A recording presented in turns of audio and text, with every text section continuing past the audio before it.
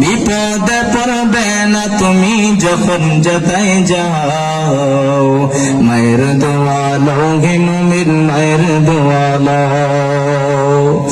একটি গ্লাস পানির বিনিময়ে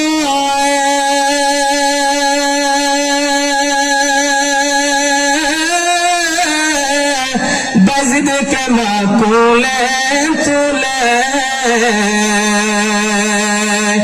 একটি গ্লাস পানির বিনিময়ে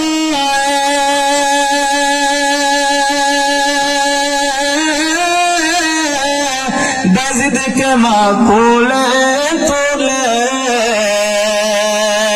হাত তুলে মা দোয়া করলেন বাজিদকে নিবানো, হাত তুলে মা দোয়া করলেন বাজিদকে নিবানো। মায়ের দোয়া লও হে মুমিন, মায়ের দোয়া লও, মায়ের দোয়া লও হে মুমিন, মায়ের দোয়া লও। বিপদে পড়বে না তুমি যখন যেতাই যাও, বিপদে পড়বে না তুমি যখন যেতাই যাও, মায়ের দোয়া লও হে মুমিন, মায়ের দোয়া লও। একটা পরে যুবক বারা মুরব্বী বাবারা পর্দার মা পড়ে গো, মায়ের দোয়া নিতে রাজি আছেন কিনা নাই? এই যুবক বারা মায়ের খেদমত করবেন তো, মাকে কষ্ট দিবেন না, মাকে কষ্ট দিবেন না, বাবাকেও কষ্ট দিবেন না, বাবার অবাধ্য সন্তান হওয়া যাবে না। কারণ আল্লাহর নবী বলেন তোমার পিতা মাতার পায়ের নিচে তোমার জান্নাত।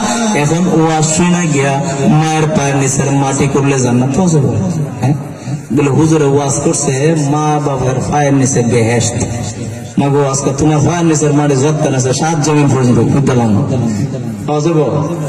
এর দ্বারা বোঝাইছে মা বাবার পায়ের নিচে বেহেশত, বোঝাইছে মা বাবার খেদমত করতে হবে, মার খেদমত করতে হবে, মা বাবার সন্তুষ্ট অর্জন করতে হবে। সাহাবায়ে কেরাম রাদিয়াল্লাহু তাআলা আনহুম মা বাবার খেদমত করে বড় হয়েছেন। ওলি আব্দুল গাউস কুতুব পীর বসে মা বাবার খেদমত করে বড় হয়েছে।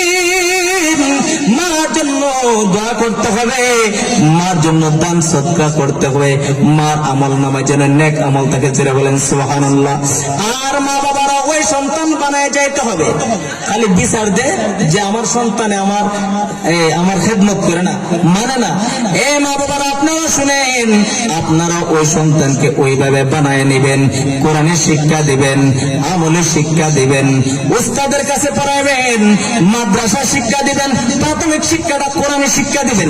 কোরআনের শিক্ষা যদি সন্তান শিখে নেয়, ওই সন্তানটা ডক্টর, ওই সন্তানটা আহমদ শরীফের মতো হবে না।